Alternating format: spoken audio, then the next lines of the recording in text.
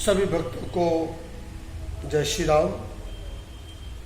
सभी भक्तों से प्रार्थना है, कृपया अपना अपना स्थान ग्रहण करें ताकि श्री वेद व्यास जी द्वारा लिखित श्री महाशिव पुराण कथा आरंभ की जा सके।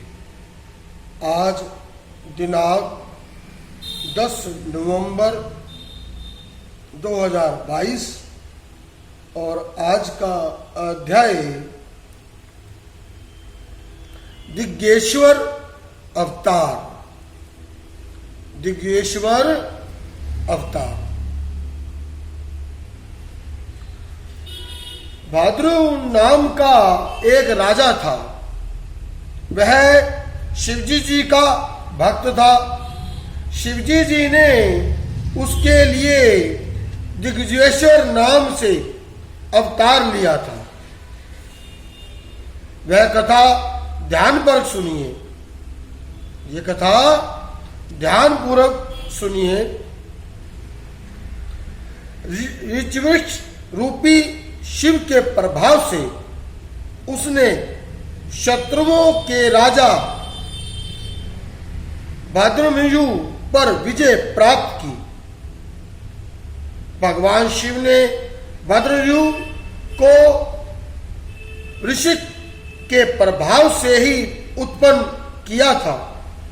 उन्होंने बाद में राजा चंद्रगढ़ की पुत्री सीमानंती से विवाह किया।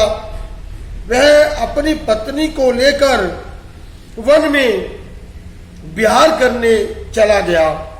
वन में शिव पार्वती उसकी परीक्षा लेने आए। शिव पार्वती जी ने दिग्गज दंपति का रूप धारण कर लिया।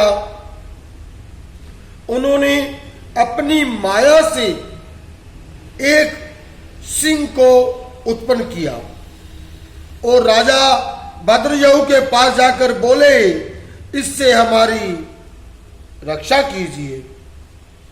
जैसे ही राजा भाद्रमयु ने धनुष उठाया तो माया में सिंह ने झपटकर ब्राह्मण की पत्नी को पकड़ लिया। वह राजा के वाणों को झेलता हुआ भी ब्राह्मण की पत्नी को लेकर भाग गया। ब्राह्मण की पत्नी रोती चिल्लाती हुई बोली, हे स्वामी, हे प्राणनाथ, मुझे बचाइए। स्त्री का अपहरण हो जाने पर ब्राह्मण जोर जोर से रोने चिल्लाने लगा। ब्राह्मण राजा से कहने लगा, तुम्हारे प्रकर्म का क्या लाभ हुआ?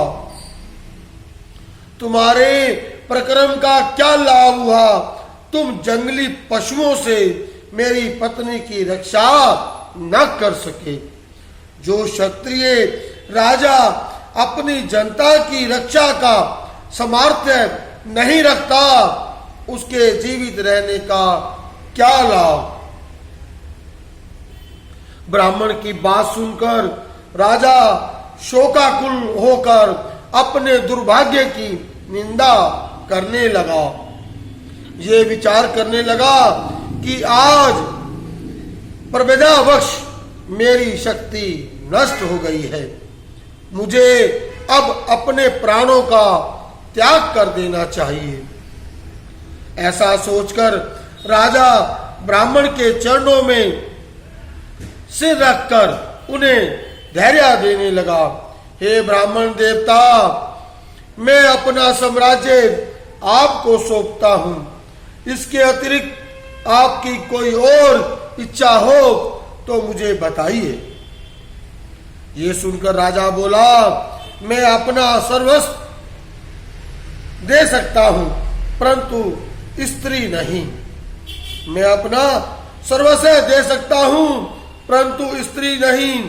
प्राय स्त्री का सेवन तो घोर अपराध माना जाता है। प्राय स्त्री का सेवन तो घोर अपराध माना जाता है। ये पाप तो किसी प्रायश्चित से भी दूर नहीं हो सकता। राजा की बात सुनकर ब्राह्मण रूपी भगवान शंकर बोले, मैं तुम्हारी भक्ति से प्रसन्न हूं। राजा की बात सुनकर ब्राह्मण रूपी भगवान शंकर बोले, मैं तुम्हारी भक्ति से प्रसन्न हूं। मैं तुम्हारी परीक्षा ले रहा था जिससे तुम उत्तीर्ण हुए हो, जिससे तुम उत्तीर्ण हुए हो।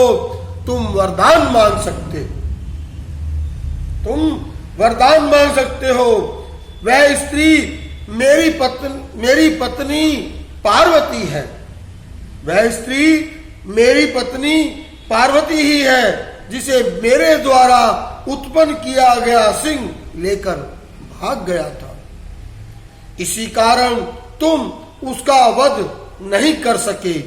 तुम्हारे धैर्य की परीक्षा लेने हेतु ही मैंने तुम्हारी पत्नी को मांगा था।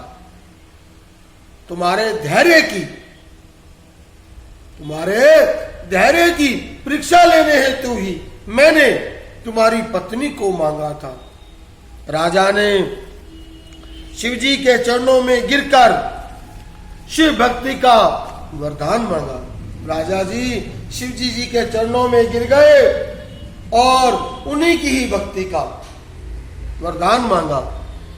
इसके साथ साथ राजा ने अपने माता पिता ब्रजबाहु के लिए भी शिव भक्ति का वरदान मांगा। ब्रजबाहु की पत्नी ने भी अपने पिता के लिए शिव भक्ति का वरदान मांगा। श्री राम जय राम जय जय राम, श्री राम जय जय राम,